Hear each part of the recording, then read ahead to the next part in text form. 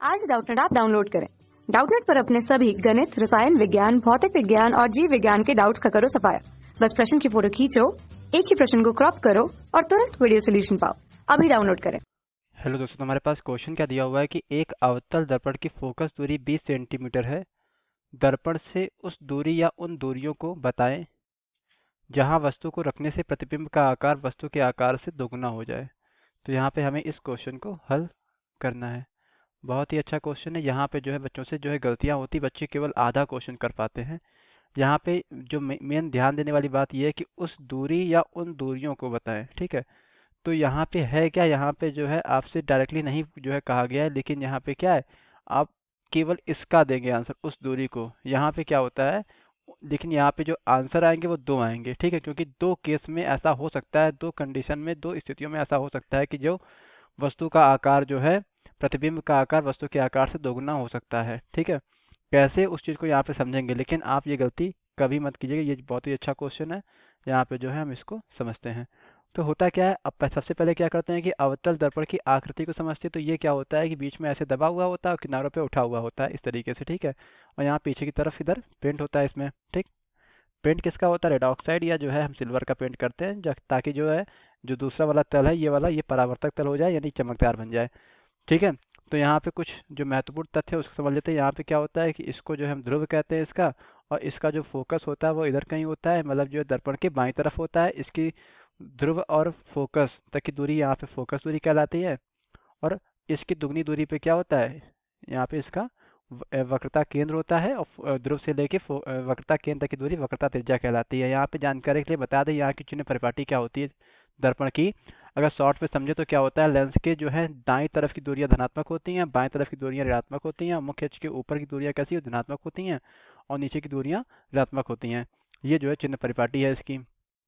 यानी कि वस्तु हमेशा जो है मुख्य अक्ष के ऊपर रखी जाएगी, यानी वो हमेशा धनात्मक ली जाएगी। ठीक, अब यहाँ पे हम बात करते हैं कि दो केस कौन से होंगे। हमसे ये नहीं कहा गया है कि प्रतिबिंब वास्तविक हो या आभासी हो। तो यहाँ पे दो केस होते हैं। एक केस क्या होता है कि जब प्रतिबिंब आभासी होता है, और एक केस क्या होता है जब प्रतिबिंब जब हमारा वास्तविक होता है। ठीक है, दो केस में जो है प्रतिबिंब हमारा वस्तु से दोगुना बनता है। ठीक है, जब आभासी बनेगा तो आभासी कब बनेगा, प्रतिबिंब जो हमारा जो है इधर बनेगा, यानी कि इस तरफ बनेगा। ठीक, तो यहाँ पे अगर हम बात करें प्रतिबिंब का जो है आभासी बनने का, केवल अवतल दर्पण की कंडीशन में केवल एक स्थिति होती है, जब वस्तु हमारी कहाँ पे रखी हो, फोकस और ध्रुव के बीच में रखी हो। ठीक है, यानी जिस समय आभासी बन रहा होगा उस समय वस्तु को हम कहीं ना कहीं ध्रुव और फोकस के बीच में रखा होगा। ठीक है, वो बात अलग की है। लेकिन यहाँ पे आपको ये समझना है कि एक बार क्या होता है, प्रतिबिंब हमारा वास्तविक बनता है, एक बार आभासी बनता है। तो यहाँ पे हम क्या करेंगे, यहाँ पे आवर्धन को समझते हैं। ठीक है, यानी कि जो पहली स्थिति है उसको हमने यहाँ पे माना क्या, वास्तविक वाली स्थिति है। ठीक है, पहली जो स्थिति है वो वास्तविक वाली हम लेंगे, और दूसरी क्या लेंगे, दूसरी लेंगे आभासी वाली। ठीक है, तो यहाँ पे अवतल दर्पण की जो फोकस दूरी है वो 20 सेंटीमीटर दी हुई है, यानी कि फोकस दूरी तो कॉमन है दोनों के लिए है। तो एफ बराबर कितना हो जाएगा, माइनस का 20 सेंटीमीटर। माइनस क्यों, क्योंकि ये फोकस दूरी हमेशा दर्पण के बाईं तरफ नापी जाएगी अवतल दर्पण की। ठीक है, अब दर्पण से उस दूरी या उन दूरियों को बताएं जहां वस्तु के रखने पे प्रतिबिंब का आकार दोगुना हो जाए। यानी कि यहाँ पे क्या है, आपसे कुछ नहीं बताया गया उसका जो है वो सीधा बनेगा या उल्टा बनेगा, केवल जो है आकार दोगुना होगा। तो जब वास्तविक बनेगा तो उस समय जो है क्या होगा कि जो प्रतिबिंब होगा, वास्तविक प्रतिबिंब हमेशा उल्टा बनता है। उल्टा बनेगा तो मुख्य अक्ष के नीचे की ओर होगा, और नीचे की ओर की दूरियां कैसी होंगी, ऋणात्मक ली जाएंगी। ठीक, यानी कि यहाँ पे क्या हो जाएगा, इस केस में जो आई आई डैश है, या इसको केवल हम आई कहें, अगर केवल आई कह दें, प्रतिबिंब के आकार को हम आई कह दें केवल, तो यहाँ पे क्या हो जाएगा कि आई बराबर क्या है, आई बराबर हमारा क्या है, वस्तु के आकार का दोगुना, यानी कि यहाँ पे 2o। यहाँ पे 20 नहीं लिखा हुआ, ये 2o लिखा हुआ है। इससे अच्छा ये आप इसको आई आई डैश माने और इसको ओ ओ डैश मान लीजिए, तो यहाँ पे थोड़ा सा सही रह जाएगा। ठीक है, तो आई आई डैश बराबर 2o डैश, लेकिन यहाँ पे जो साइन होगा वो नेगेटिव, यानी कि ऋणात्मक होगा। क्यों, क्योंकि जो वास्तविक प्रतिबिंब है ये उल्टा बनेगा, यानी नीचे की ओर नापा जाएगा। यहाँ पे हम बता दें आपको इधर कि आई आई डैश क्या है, आई आई डैश जो है प्रतिबिंब की लंबाई है, या प्रतिबिंब का आकार कहें या प्रतिबिंब की लंबाई कहें, बात वही। ठीक है, ओ डैश क्या, ओ डैश वस्तु की लंबाई है। यहाँ पे हम और आपको बता दे रहे हैं, ये आई ही क्यों माना, ये आई क्यों है, प्रतीक होता है। क्यों, क्योंकि आई प्रतिबिंब को इंग्लिश में इमेज कहते हैं, इमेज का पहला अक्षर आई होता है, और वस्तु को ऑब्जेक्ट कहते हैं, ऑब्जेक्ट का पहला जो लेटर होता है वो ओ होता है, तो इसलिए इसका जो है प्रतीक हमने ओ डैश और आई डैश माना है। ठीक है, तो यहाँ पे वस्तु मान लीजिए जो है कहीं पे यहाँ पे रखी है, तो आई डैश का मतलब हम आपको समझाया था, जैसे ये रखी है। ठीक है, तो हमने जो है इसको एक सीमा में ये इस तरीके से माना है कि आई डैश, जैसे हम कोई इस रेखा को ए ओ कहते हैं, ऐसे आई डैश है, ये लंबाई है। ठीक है, तो यहाँ पे क्या हो जाएगा, इसको लेके चलेंगे तो यहाँ पे क्या होगा, ये हो जाएगा। और जब प्रतिबिंब हमारा आभासी होगा तब क्या होगा। ठीक है, हम पहले केस आपको बता दे रहे हैं, इसके बाद सॉल्व करेंगे। जब प्रतिबिंब हमारा आभासी होगा तो वो कहीं ना कहीं दर्पण के दूसरी तरफ बनेगा। ठीक है, तो वहां पे क्या हो जाएगा, आभासी प्रतिबिंब हमेशा सीधा बनता है, ये वास्तविक होगा तो हमेशा उल्टा होगा, ये बता दे रहे हैं हम आपको। दूसरा क्या है, आभासी होगा तो क्या होगा, आभासी होगा तो हमेशा क्या होगा, सीधा होगा।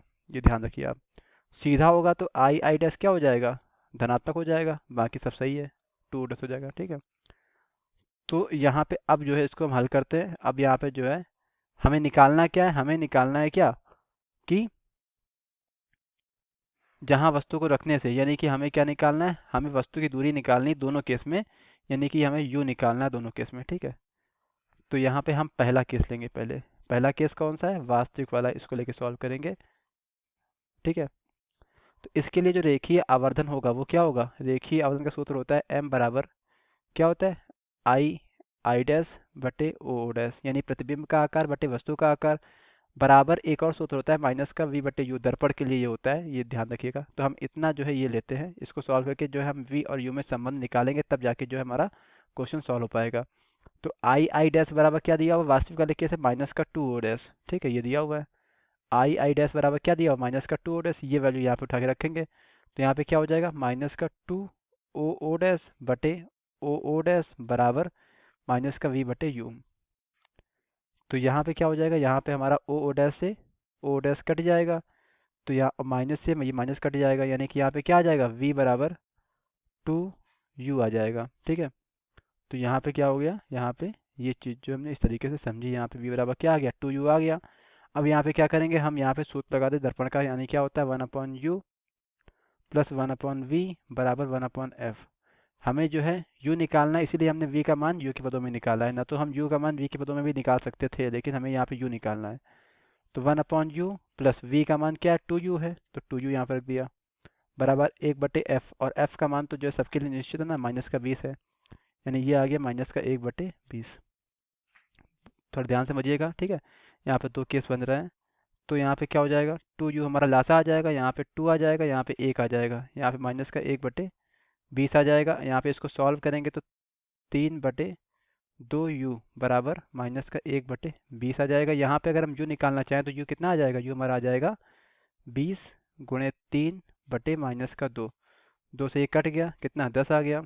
ठीक है, तो u बराबर कितना आ गया, u बराबर आ गया कितना, 10 या 30, यानी माइनस का 30 सेंटीमीटर। ठीक है, u का मान हमेशा ऋणात्मक ही आता है। ठीक है, तो ये आपके लिए हिंट है कि u का मान हमेशा ऋणात्मक ही आना चाहिए, वो अपने आप हमेशा जो वैसा ही आएगा। ठीक है, अगर आपने पूरा क्वेश्चन सही किया है। ठीक है, तो यहाँ पे क्या है, अगर हमें वास्तविक प्रतिबिंब जो है क्या चाहिए, प्रतिबिंब का आकार जो है वस्तु के आकार से दोगुना चाहिए और वास्तविक भी होना चाहिए, तो उस केस में क्या होगा, हम वस्तु को दर्पण से माइनस का 30 सेंटीमीटर दूर पे रखेंगे, तो हमारा प्रतिबिंब हमारा कैसा मिल जाएगा, जैसा हमको चाहिए वैसा।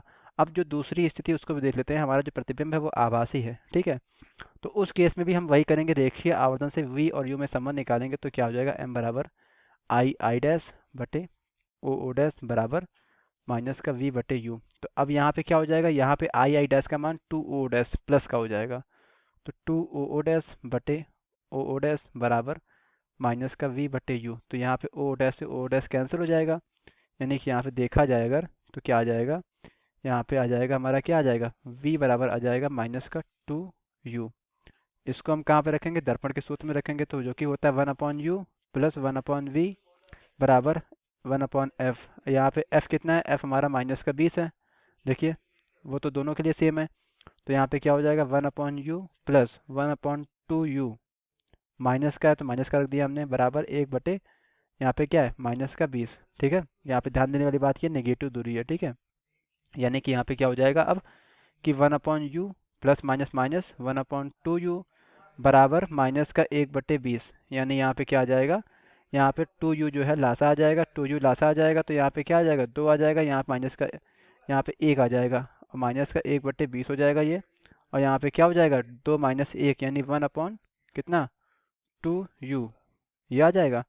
तो 1/2u बराबर कितना आ गया माइनस का 1/20। ठीक है, तो यहाँ पे जब तिर्यक गुणा कराएंगे तो यहाँ पे कितना आ जाएगा u बराबर आ जाएगा हमारा कितना माइनस का 20/2, यानी कि जब इसको हम काटेंगे तो u कितना आ जाएगा, u हमारा आ जाएगा माइनस का 10 सेंटीमीटर। यानी कि यहाँ पे जो है क्या निकल के आया कि वस्तु को जो है हम वस्तु को कहाँ रखें, दर्पण से 10 सेंटीमीटर दूरी पर रखें। यानी कि यहाँ पे क्या हमने आपको बताया था कि आभासी प्रतिबिंब प्राप्त करने के लिए वस्तु को ध्रुव और फोकस के बीच में रखेंगे तो वहाँ पे फोकस दूरी कितनी है 20 सेंटीमीटर है, यानी 10 सेंटीमीटर, यानी कि यहाँ पे रखा जाएगा वैसे भी आ गया। ठीक है, यानी कि यहाँ पे क्या है, यहाँ पे दो आंसर आ गए हमारे। तो पहला क्या है, पहला है हमारा कितना, एक है 30 सेंटीमीटर, ठीक है 30 सेंटीमीटर, और दूसरा है कितना हमारा 10 सेंटीमीटर।